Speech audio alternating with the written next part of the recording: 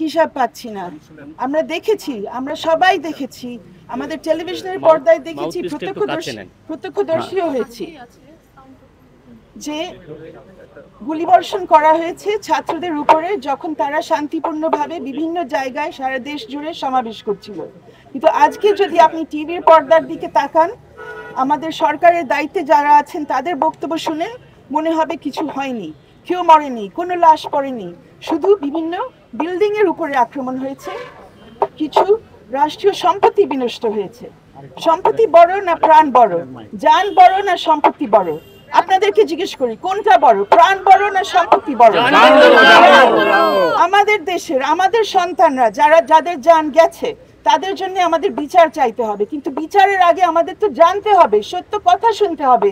আমি কেন চোখে একটা জিনিস দেখছি আর কানে অন্য জিনিস শুনছি? চোখে দেখছি ছেলে মেয়েদের উপর গুলি করা হয়েছে, শত শত কেন হাজার হাজার ছেলে মেয়ে এখন আহত অবস্থায়।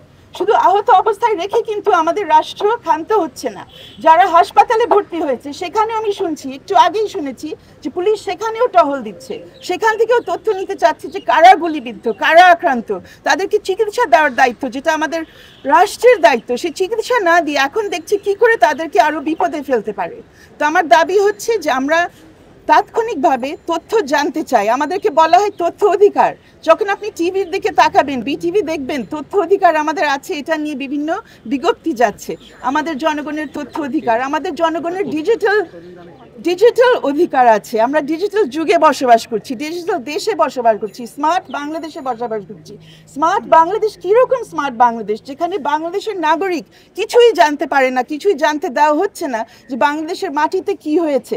পৃথিবীর সবাই জেনে গেছে, তারা বক্তব্য দিচ্ছে, আমরা কিছুই করতে পারছি না বাংলাদেশে। আজকে আমরা এখানে যে জড়ো হতে পেরেছি সেটাও কিন্তু নানান ধরনের প্রতিকূলতার মধ্যে দিয়ে। বলা হয়েছে আমরা বাইরের রাস্তায় দাঁড়াতে পারবো না, যে রাস্তা জনগণের রাস্তা, ফুটপাথে দাঁড়াতে পারবো না, যেই ফুটপাথ জনগণের ফুটপাথ। বলা হয়েছে রেলিং এর ভেতরে, খাঁচার ভিতরে থাকতে হবে, খাঁচার পাখির মতো। আমরা রাজি না খাঁচার পাখি হতে। এখন পর্যন্ত আমাদের বাংলাদেশের মুক্তিযুদ্ধের 50 বছর আমরা অতিক্রম করেছি, আমাদের সেই সংবিধানেরও 50 বছরের পূর্তি আমরা উদযাপন করেছি।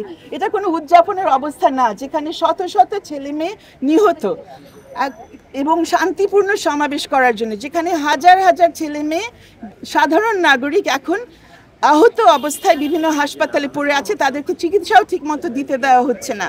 এই অবস্থায় আমরা বিচারের দাবি করি এবং আমাদের সত্য কথা জানার দাবিটা সবার সামনে রাখছি।